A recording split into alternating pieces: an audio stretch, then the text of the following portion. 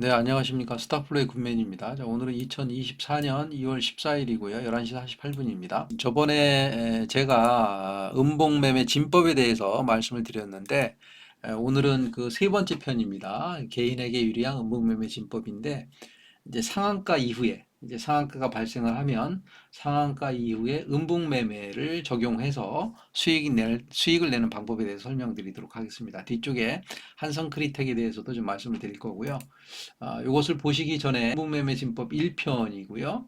여기서는 이제 음봉매매를 해야 하는 이유에 대해서 이야기를 하고 있고, 두 번째는 음봉매매 진법에서 음봉매매 중심선 매매를 하는 방법에 대해서 이제 설명하고 있습니다. 이 두 가지를 먼저 보시면 좀 더 이해가 좀 높으시리라 생각을 합니다. 저는 매일 그 상한가가 발생이 된 종목들을 이렇게 매일 쭉 이렇게 수집을 합니다. 상한가가 발생이 되는 모든 종목을 다 수집하는 것이 아니라 이런 조건식을 통해서 검색식을 통해서 생성되어 있는 상한가만을 이렇게 이제 그 선별을 합니다. 이게 오늘 이제 상한가가 터진 거고요.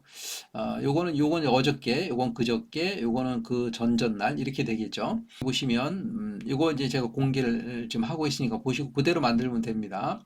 C와 D의 조건은 CO와 D로 돼 있죠. 여기 보면 좀 뭐 거래량에 대한 이야기입니다. 그러니까 거래량이 상한가가 터지더라도 거래량이 많은 것들은 그만큼 거래가 활발하기 때문에 변동성이 크기 때문에 상한가 이후에 이제 거래가 좀 원활해서 이런 이 검색식을 적용하게 됐던 거고요. 여하튼 이러한 검색식에 의해서 만들어진 상한가들을 좀 정리를 해놓고요. 자, 오늘 이제 말씀드리고자 하는 것은 무엇이냐면 이러한 상한가가 터진 다음 날부터 음봉매매 진법을 이제 적용해서 이제 수익을 내는 건데요. 간단합니다. 음봉이 생긴 이후에 이 음봉의 이 중간선을 넘었을 때 이제 거래를 하면 되는 겁니다. 여기에 이제 상한가 이후에 생긴 음봉에서의 이제 음봉 진법을 적용해서 이제 매매하는 방법에 대한 이야기입니다. 이게 이제 핵심 내용입니다. 롯데손해보험도 이렇게 이제 음봉이 형성이 됐어요. 그러니까 오늘 음봉이 생긴 거죠. 그래서 이 음봉은 어디까지 그릴 수가 있냐면 여기서부터 여기까지가 음봉이죠. 그죠? 이 밑에는 양봉으로 올라와 있으니까 아닌 거고요. 그러니까 3,460원, 3,458원, 3,460원을 내일 돌파할 때 이제 물론 거래량을 수반해야 됩니다만 돌파할 때 거래하면 수익을 낼 수 있는 그런 구조라고 이제 보시면 되겠습니다. 이제 네오리진입니다. 네오리진은 음봉이 없죠. 그죠? 상한가 다음 날 음봉이 없습니다. 노루페인트는 상한가 다음 날 음봉이 나왔습니다. 그 음봉을 그려볼게요, 제가요. 어디서부터 어디까지냐면 여기서부터 시작해서 여기까지라고 얘기했죠. 여기까지요. 그죠?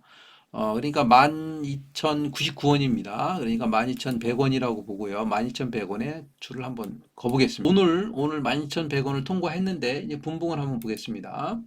이게 12,099원, 100원에 이제 거는 거죠. 한번 보겠습니다. 네, 2,100원에, 이거 2,100원에, 네, 12,100원에 선을 긋고 보면 어떻습니까? 이날 아침에 이것이 힘차게 돌파를 하죠. 그죠? 돌파를 하니까 돌파 시에 따라서 매수를 하면 이제 수익이 나는 구조입니다.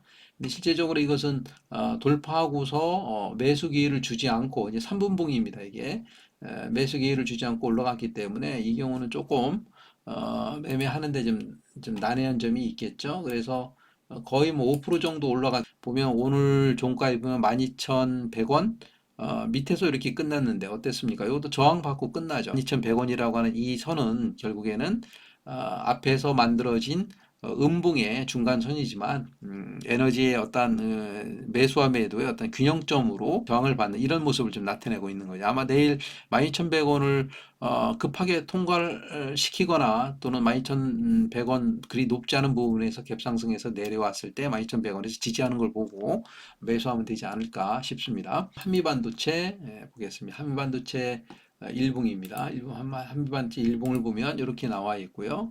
음봉인데 음봉의 중간을 넘어서지 않고 있죠. 그러니까 거래가 안 됩니다. 관점이 뭐냐면 조건이 됐을 때 거래를 했을 때 수익이 나냐 요거 하나 하고요. 조건이 아예 안 되면 거래 안 할 거 아닙니까? 그죠? 그러니까 조건이 됐을 때 거래해서 수익이 내면 그것이 과연 그런 케이스들이 과연 확률이 몇 개가 되느냐, 확률이 몇 퍼센트나 되느냐를 따져보면 되시는 겁니다. 도로 페인트는 성공을 했죠. 그죠? 어떻게 됐든 성공을 합니다.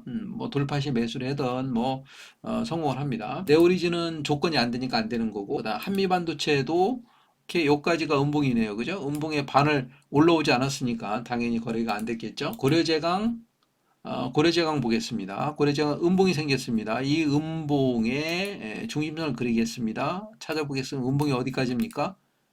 여기서부터 어디까지예요? 여기까지죠. 그죠? 밑에는 양봉으로 올라왔으니까 그리는 게 아니라고 얘기했습니다. 그래서 보면 이 중간선이 얼마입니까? 31,540원이네요. 31,000 음봉을 보겠습니다. 음, 분봉을 보면 31,550원 이렇게 거져 있죠. 어떻습니까? 오늘 갭상승을 해서 시작을 했다가 잠깐 밀렸다가 올라갔죠. 올라가서 31,550원에 있는데 사실 이것은 여기서부터 여기까지가 거리가 12%가 되기 때문에 내려와도 좀 매수하기가 좀 어려운 상황이죠. 근데 일반적으로 요 균형점에서 점프를 해서 갭상승 시작했기 때문에 밀렸다가 다시 시가를 회복할 때 아마 저 같으면 여기서 매수를 하지 않았을까 싶습니다. 한 9% 정도 수익이 있네요. 그리고 여기서 매수를 하고도 그냥 우리가 버티면 이 정도 또 수익은 나는 거죠. 그죠? 한 6% 정도 수익이 나게 됩니다. 여하튼 고려제강도 실제 이 31,550원이라고 하는 그 균형점을 통과할 때 매매를 하면 이제 수익이 나는 거죠. 그래서 요 균형점을 좀 그랬던 거고요. 다시 한번 또 다른 거 보겠습니다. 협진 보겠습니다. 협진도 어떻습니까? 음봉이 어디서부터 어디까지입니까? 그리면 여기서부터 여기까지 되겠네요. 그죠? 아직까지 반 이상 안 넘어오고 있으니까 우리가 거래할 수 없겠고요. 이제 계속 보면 그래요. 이제 거래할 수 없는 것은 아예 거래가 안 되니까 거래할 수 없으니까 뭐 수익이고 손익이고 따질 필요가 없겠고, 거래가 됐을 때, 거래 조건이 됐을 때는 무조건 수익이 돼야 되는 거죠. 거의 이제 그 수익 확률 90% 이상 돼야 되는 겁니다. 케미컬입니다. 이것도 안 되고, 한빛 레이저도 안 되죠. 그죠? 이 음봉의 중간선이니까 안 되는 거고, 현대임수도 안 돼요. 그죠? 그 다음에 신성 ENT도 안 되죠. 그죠? 여기서 당연히 안 됩니다. 이 상한가 다음에 양봉이니까. 이 조그만 음봉 의미가 없습니다. 큰 음봉 갖고 따지는 겁니까? 따지는 거니까. 이것도 역시 안 되죠. 상한가 다음에 음봉인데 반을 안 왔어요. 3번봉 보겠습니다. 3번봉을 보면, 7,090원이 여기 있네요. 그죠?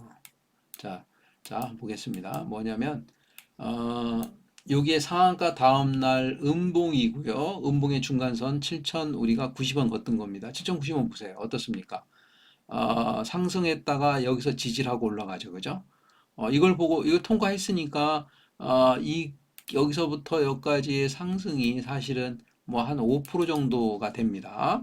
다시 내려오고 이것을 지지하고 다시 반등하기 때문에 당연히 매수를 했겠죠. 그죠? 매수를 하니까 얼마 수익입니까? 한 8% 정도 에너지 균형점 7,090원. 우리가 정한 7,090원에서 어떻습니까? 지지받고 올라가고 지지받고 올라가죠. 그죠? 이걸 보면 음봉에 대한 매수 진법이 이제 상한가 이후에 음봉에서도 이렇게 적용이 될 수 있다라고 하는 말씀을 주고요. 한성크리텍 보겠습니다. 한성크리텍.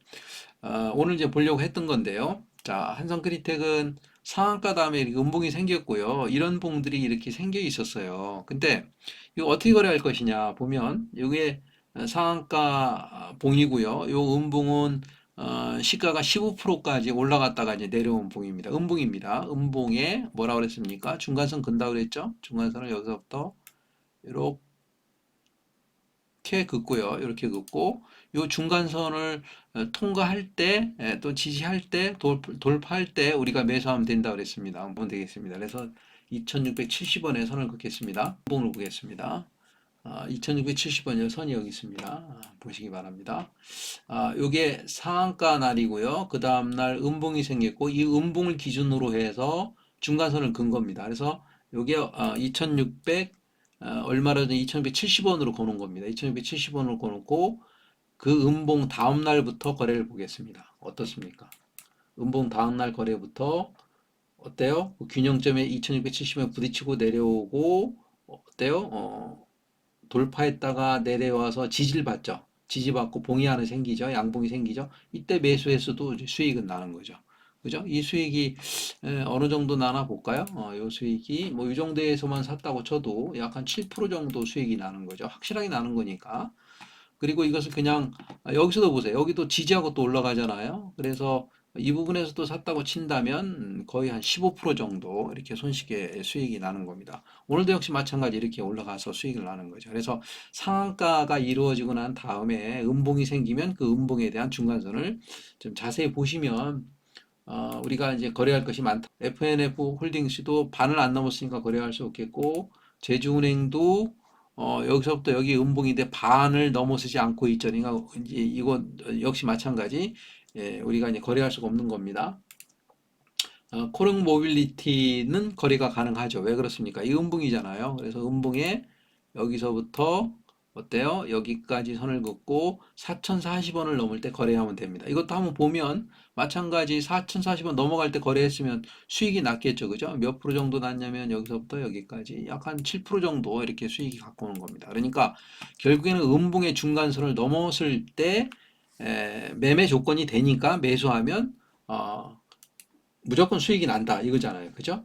마찬가지 쭉 찾아보시면 전부 이러한 관계를 다 갖고 있어요. 그래서 이 음봉매매 진법이 좀 무서운 거고요.